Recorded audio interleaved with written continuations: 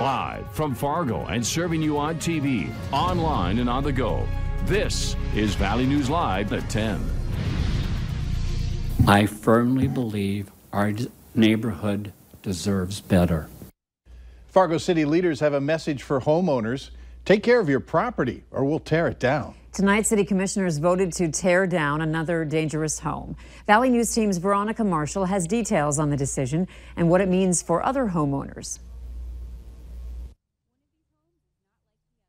The house at 427 15th Avenue South doesn't have gas, water, electricity, or tenants. The house at 427 is an extreme example of neglect, and it's a blight on our neighborhood. With a unanimous vote, Fargo's city commissioners condemned the dangerous home to be demolished. The case was made by city inspectors and neighbors who say they've had to watch the home deteriorate for more than a decade. This property first came on the radar of the city of Fargo in about 2001, and the first rental inspection found 27 violations of the property. For the past 20 years, I have observed the property at 427 go through a continuing decline and deterioration. The backyard consists of a pile of used rafters, 3 to 4 years they've been there, an appliance, I'm guessing is a washing machine. I planted a birch tree in front of my living room window so I didn't have to look at the house. The homeowner fought for more time to fix the property, but it wasn't enough. All I'm asking for is another chance to make this house the beautiful house it was before. When people engage with our neighborhoods, it becomes very clear that they're challenging us to watch out for them and to protect their investments. I'm going to, like Commissioner Greenberg, stand with the neighborhoods. Sending a clear message that Fargo's getting tough on dangerous homes and the negative impact they can have on the community. I'm very happy that you've given us the opportunity. Our neighborhood has been waiting a really long time to get this addressed. In Fargo, Veronica Marshall, Valley News Live. The inspections department wants the home taken down by August 31st. The department is also expanding to include a new position to collaborate with neighbors. 3 people were injured after a 6-vehicle crash, including a semi, and it shut down a portion of I-94 for nearly 2 hours. It happened this afternoon near Brandon, Minnesota, in the eastbound lane. Authorities say it was a chain reaction crash after one vehicle rear-ended another that was slowing down as it passed a truck hauling a trailer and had to be pulled over due to a blown tire. Traffic was detoured along a 7-mile stretch between Brandon and Garfield. Injuries to the 3 people were described as non-life-threatening. We're cooling down this evening. No more 90s like we saw earlier today, and it sounds like temps will drop even more overnight. Hutch, what's going on? Well, we've had a wind direction shift as a cold front is blowing through. 60s in the Devil's Lake Basin right now, holding on to the 80s, though, from Alexandria through the Twin Cities. Some radar also showing a line of showers from northwest Minnesota into north central parts of South Dakota, where you see the yellows on here. Some of that rain actually making its way down to the ground from the Carrington area through northern Nelson County. And just to the southwest of the FM area, a little thunder showers starting to develop not far from the Mapleton area. As it moves to the north and east at around 15 miles per hour. There could be some small softish hail with this, but we're not expecting severe weather overnight. For many of us, it's overnight when details on where we're expecting everything to go and just how much we cool off here in a couple of minutes. All right, thanks, Hutch. And make sure you can get the forecast when you need it with the latest version of the Valley News Live Storm Team weather app. You'll get your forecast as well as weather alerts on the go to help you plan your day and keep your family safe.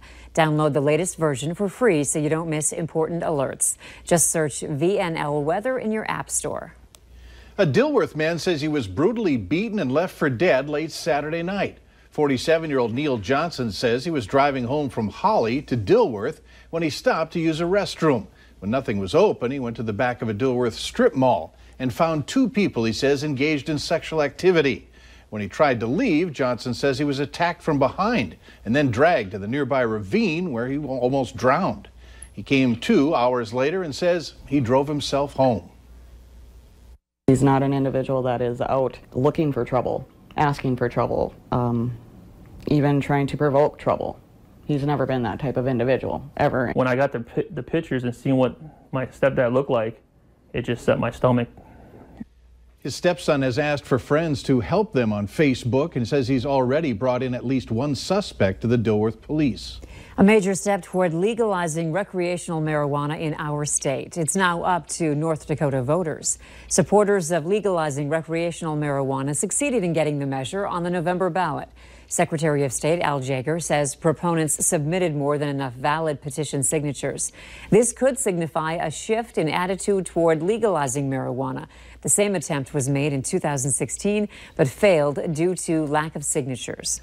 Energy Secretary Rick Perry was in Bismarck today touring power plants. He's heard from energy executives on the government's use of our state resources. The former Texas governor says he's looking to expand markets for American energy into Mexico. He says he'll be traveling there in the next few days to speak with the new administration. The state's Petroleum Council says more markets mean more money. You grow the economy, you grow the pie. Instead of fighting over the pie that we have, you grow the pie. And that's what we're now able to do, exporting oil, exporting natural gas, exporting ethanol. That's our opportunity.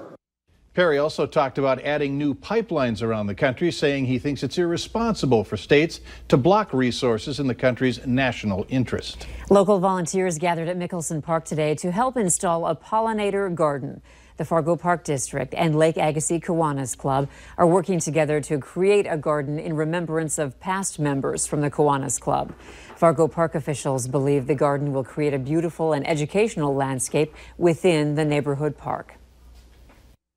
I don't think any other park in Fargo has a space of this size with this plant spread, with this purpose in mind. This has been a lot of fun designing, thinking about, and then helping actually hands-on get in the ground. Officials say this garden will be essential to the life cycle of bees, butterflies, birds, and other insects. No update on the condition of singer Aretha Franklin. We've been hearing that the Queen of Soul is gravely ill. Media outlets around the world are quoting sources close to the 76-year-old singer as saying she is seriously ill and surrounded by her friends and family in her hometown, Detroit. The soul music legend last year announced her plans to retire from full-time touring following a September 2017 album release. Franklin began her music career in the late 1950s. She's won 18 Grammy Awards. The Florida man who shot and killed another man over a parking spot, then said it was self-defense, has now been charged with manslaughter. What attorneys are saying about the Stand Your Ground self-defense law later on Valley News Live at 10. And the bond between a parent and child might go beyond looks and behavior. They could be linked by depression, too. It might include that.